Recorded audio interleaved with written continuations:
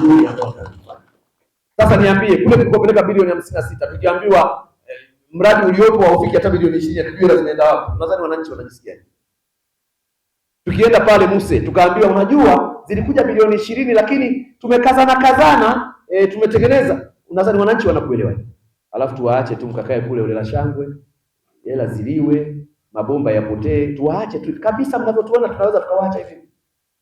Ndio maana tumewaiteni, tuwajengeni uwezo, tuwakumbusheni, tuwaonyesheni mianya ni namna gani miradi yetu inapata shida, tuwaonyesheni ni wapi tunakosea kwenye manunuzi, tuwaonyesheni ni wapi tunakosea kwenye usimamizi, tuwaonyesheni ni wapi tunakosea kwenye value for money. Ili unaposema nimepokea bilioni 200, watu wakiuona ule mradi wanaona kweli ni wa bilioni 100 jamani? 200. Ile huduma unaoipata sasa kweli hii huduma inatokana na mradi wa bilioni 200. Ukienda kule kwa wakurugenzi wangu, wana miradi ya afya, wana miradi ya elimu, wana miradi ya utawala wanafanya sasa hivi. Je, miradi hiyo mpaka tushikiane, mpaka ziara ziwe za kila siku ndio mradi unakamilika?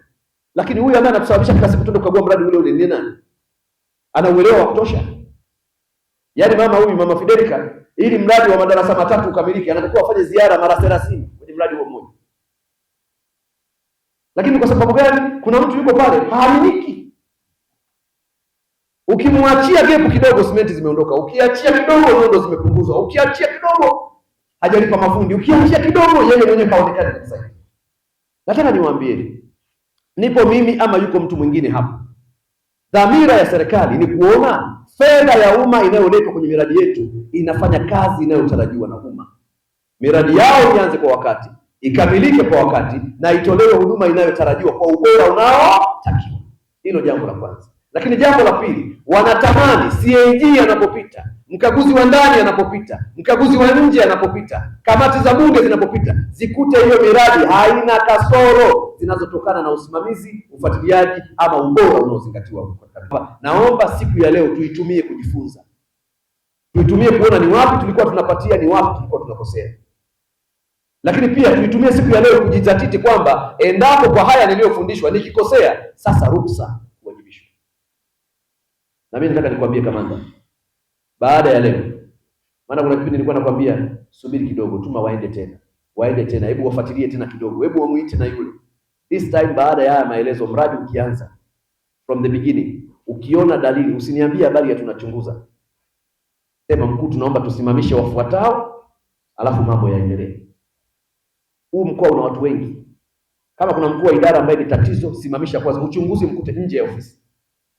Hatuwezi kuwa tunazungumza mambo yale kwa namna ile na watu wale. Itakapobainika kuna sehemu bado ziko changamoto zinazotokana na haya ambayo tumejifunza leo, hakuna kuchekeana. Mkurugenzi ukichelewa kuchukua hatua, mamlaka yako ya nidhamu itachukua hatua kwako. Mkuu wa idara ukichelewa kuchukua hatua, mkurugenzi atachukua hatua kwako.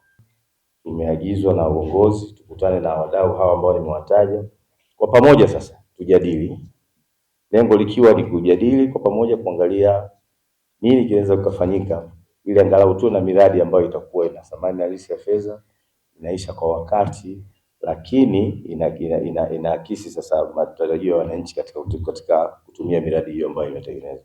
Na hili Mheshimiwa Mkuu wa Mkoa linafanyika kwa mujibu wa sheria ya kuzuia na kupambana na rushwa sura namba 329. Lakini licha ya mafanikio bado kuna changamoto katika miradi. Wote ni mashuhuda tunapoona viongozi wetu wanapokuja kwenye mbio za mwenge au kaguzi mbalimbali zinakuwa zinafanyika, kunakuwa bado kuna changamoto za udhaifu katika usimamizi wa utekelezaji wa miradi ya maendeleo. Baadhi ya wadau wenye dhamana kutokuwajibika ipasavyo au wadau kuweza kuathiri ubora wa miradi na kuongeza gharama zisizo za lazima na kupunguza manufaa yanayotarajiwa kwa wananchi.